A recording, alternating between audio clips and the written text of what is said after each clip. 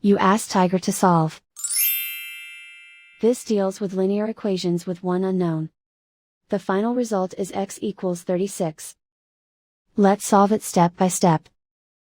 Group all constants on the right side of the equation. Add 5 to both sides. Simplify the arithmetic.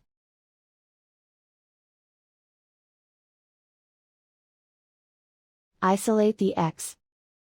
Multiply both sides by 3.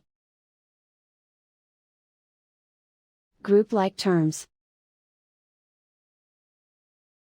Multiply the coefficients. Simplify the fraction. Simplify the arithmetic. And so the final result is x equals 36.